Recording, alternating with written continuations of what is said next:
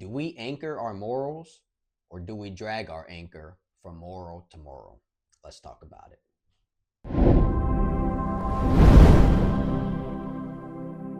Hello everyone and welcome to another one of my videos. Today I wanted to talk a little bit about our morality, and more so specifically when it comes to politics, but just overall as well, whether or not our morality is anchored or not. So when I say whether or not our morality is anchored, I want to paint a certain metaphor or analogy here with this, which is simple enough. We all know what an anchor is, right? So an anchor, for boats or different sea vessels, is that part of the ship, has that shape, you throw it out, and what does an anchor do?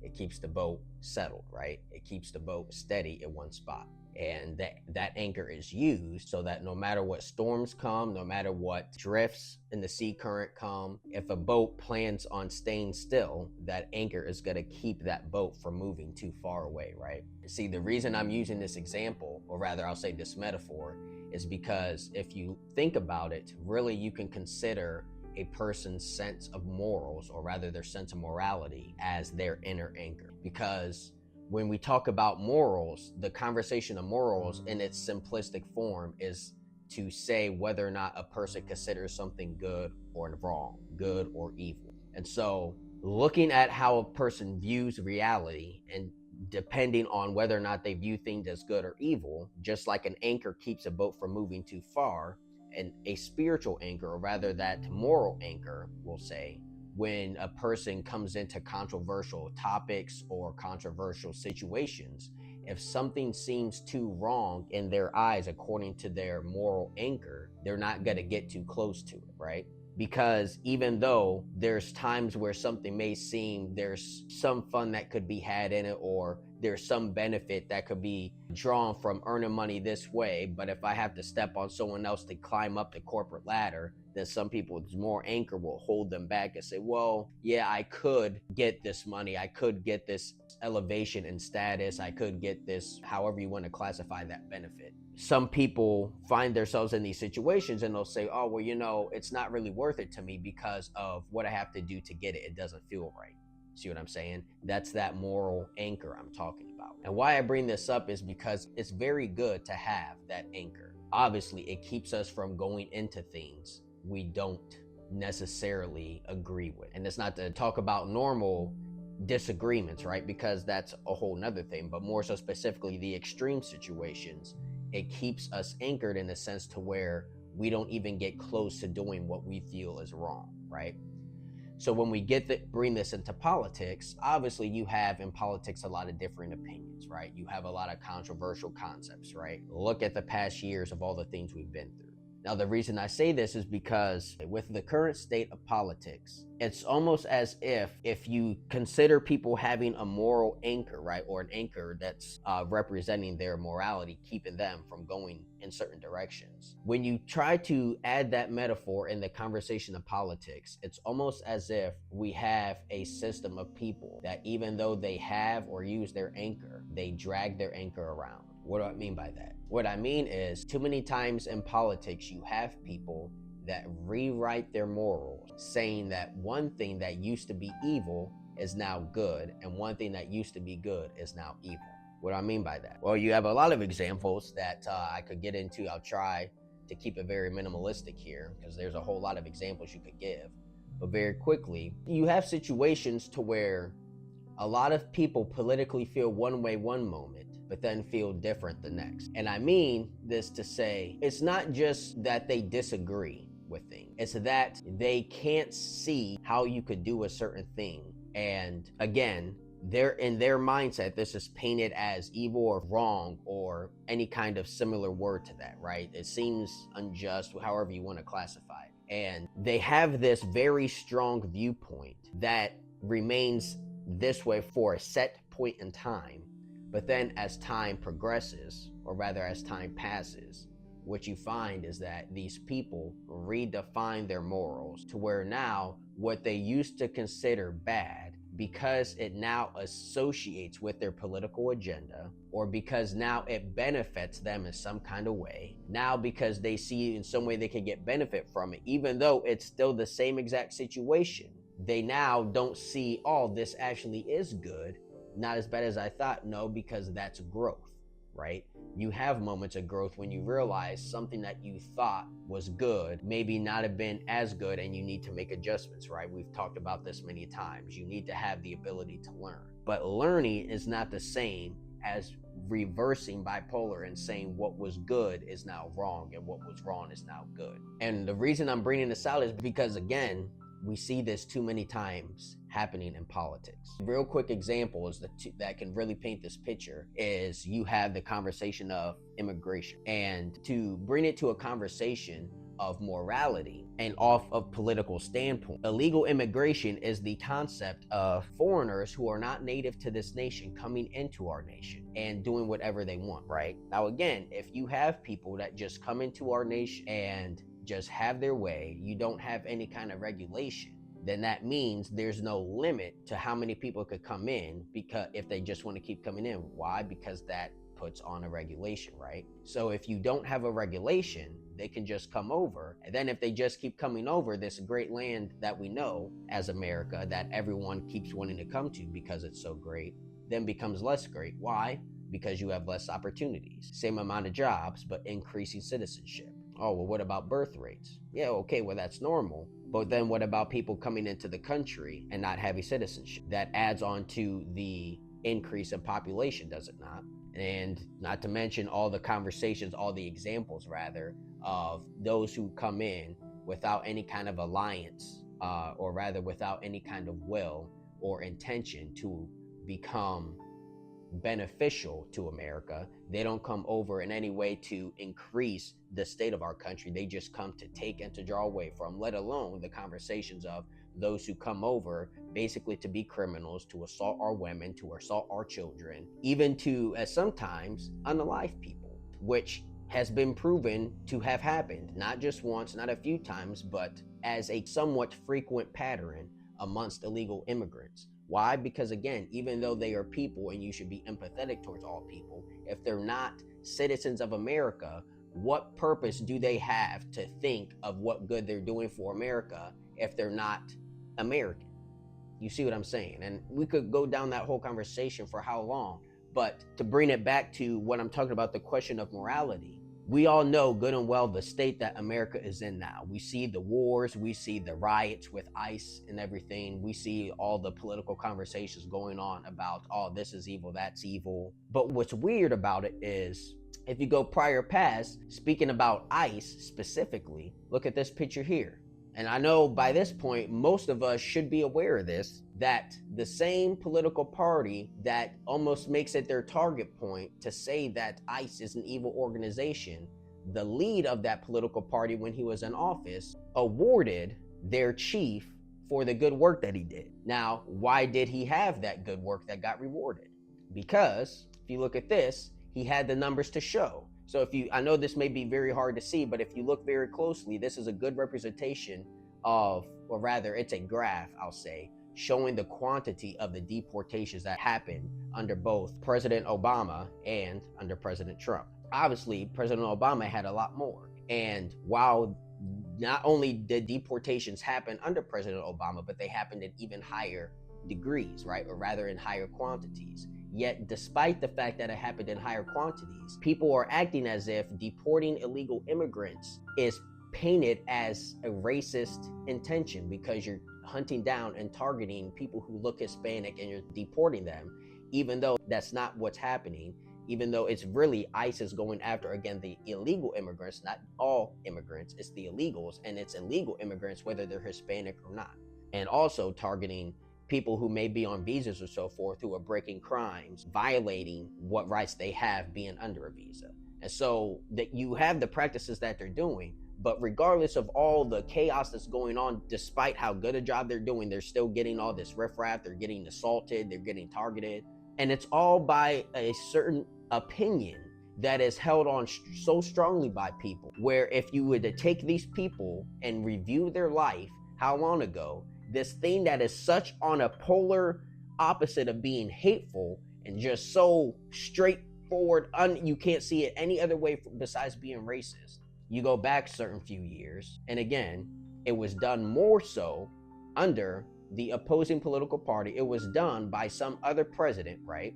But the task force gets awarded. The task force gets praised. The numbers don't get any backlash. ICE is not being rioted. You don't have people coming into the streets trying to stop them, trying to come against them, causing riots, where nowadays you have people literally looking for hotels where people are staying so they can either cause disturbance, if not cause harm to them. Why are people doing this? Because they literally went from a state to where they value the work ICE was doing to be happy and proud of the numbers of deportations. Mean you have a sense of morality to where they want to protect just anybody coming in. They want to, in the same sense, you have a sense of defensiveness for your own household, right? You want to lock your doors at night, right? You live in bad neighborhoods. You may even take other precautions. You know, a lot of people, whether bad neighborhoods or good neighborhoods, they get the security systems and put it on your doorway, right? So the point is that in a conversation of morality, people value defense and value protecting what is their nation. People value resisting these people from coming in, to the point to where they consider it good enough, right? It's not just an okay thing. It's not just so, okay, it is what it is. Again, if you're rewarded, that means it's praised. You have it on this polar opposite here, to where in the past, it was highly praised, again, because of the numbers and the reward, but it was highly praised in the past, to where all of a sudden now it gets hated and people get attacked. This isn't growth. This isn't slight adjustments. This is people taking their spiritual, morality anchor and dragging it across the street as they're walking around.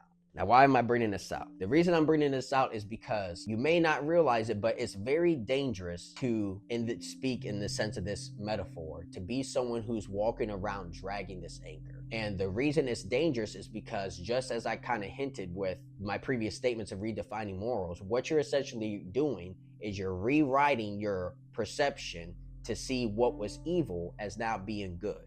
You're now rewriting your perception to see what was good as now evil. An anchor is there to keep us put. So when we find ourselves anchored, that means, again, we're not easily persuaded, right? Because we don't care what you say. This to me is evil. Or I don't care if you tell me not to do this.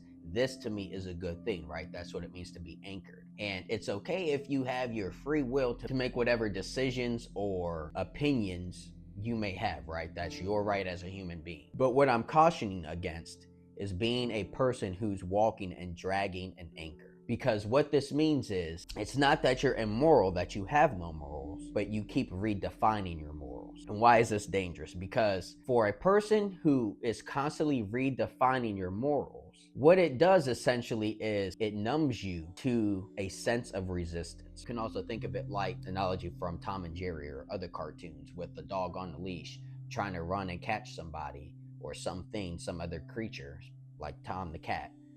But because they're chained up by their leash, they can only run so far before it snags them. Because our morals are an anchor, instead of having that same scenario where we just run and then get caught and stop, we run to the point, or move to the point, where we grab that chain of our anchor and we drag our anchor so that it follows us. If you've established a sense of good and evil, and you start drifting off too far into something that might be inhumane, to something that might be bad, to something that might not be considered good, and you start drifting off, and then that anchor catches you, your consciousness catches you, well, wait a minute now, I don't know about that. It keeps you from going away, right? And it kind of brings you back in, right? It anchors you.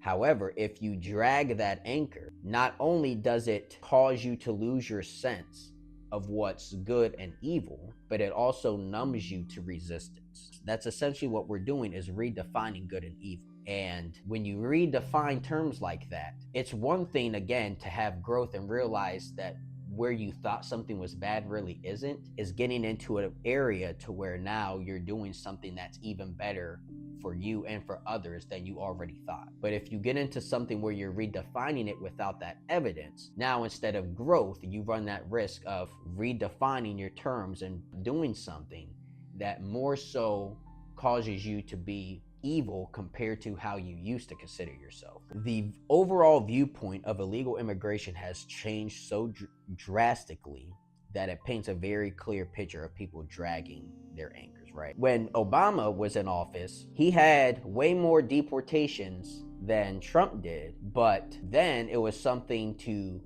be glad about, to be happy about, to be excited about, versus to where when it's Trump, that sense of morality changes, right? Deporting illegal immigrants was considered a good thing, but now all of a sudden it's viewed as evil. Why is that? Dragging of the anchor, right?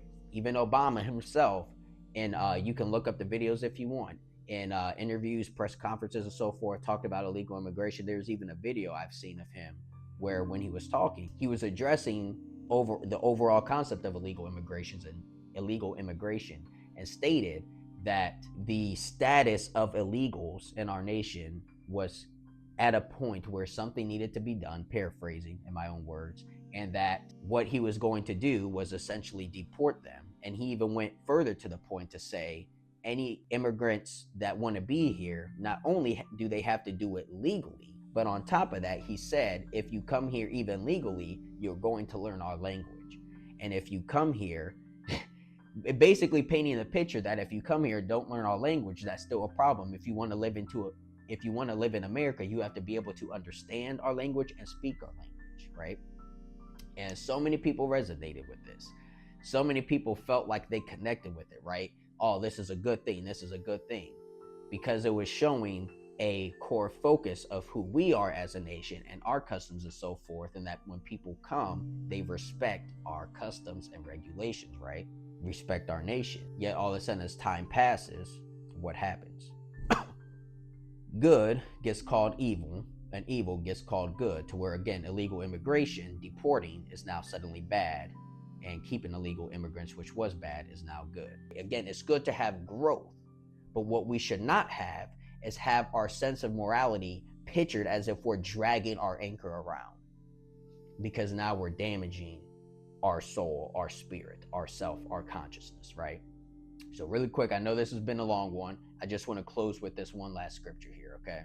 So this comes out of the book of Isaiah. This is chapter 5, verse 20. And it says, coming from a scriptural standpoint, beware those who call evil good and good evil, who turn darkness into light and light into darkness, who turn bitter into sweet and sweet into bitter. Why do we have this so much in politics? And again, I don't have a problem if you have a political opinion that differs from someone else. Again, that's not the point. That's somewhat of a strength to have different backgrounds from people, to see that even though you have your story, that someone else may add a little bit of light to what you didn't realize was theirs. Oh, okay. And again, that brings growth, right?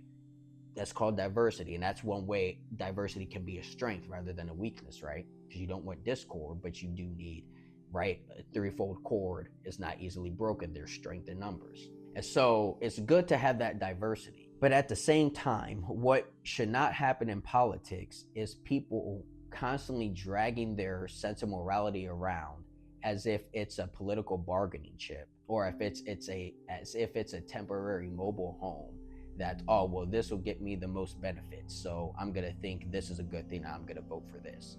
Or, oh, well, I lost my SNAP benefits, or, I lost that, so now I got to vote to support this. And this is why I'm using this analogy. I know it took a long point to get to this point, but I wanted us to see clear examples in politics how this has happened a lot. But we need to understand the severity and the damage to our consciousness and to ourself when we constantly redefine and call something that's good as evil and call something that's evil as good just for the benefit. Getting back to the point to try and bring this to a close, your sense of morality is not just a sense of acknowledging what's good and what's evil to say what side you're on, right? It's to establish how good of a person you are or how damaged of a person you are. Do not redefine your morals to get what you want, because it contaminates your spirit, but rather find what is good. And I mean, don't find what's good based on what the outcome is. Find what is good because it's good. And when you find what's good, stick to it. Don't change it. Don't compromise it. Don't give it up for anything. Because the moment you do that, you are putting your soul, your consciousness, and yourself in a very bad place. Okay? So That being said, I'll end this here. I might explain further in detail in a future video because it was hard to cram a lot into this one, but thank everyone for joining in. I love everyone, but that'll be it for this. We'll catch you in the next one. God bless.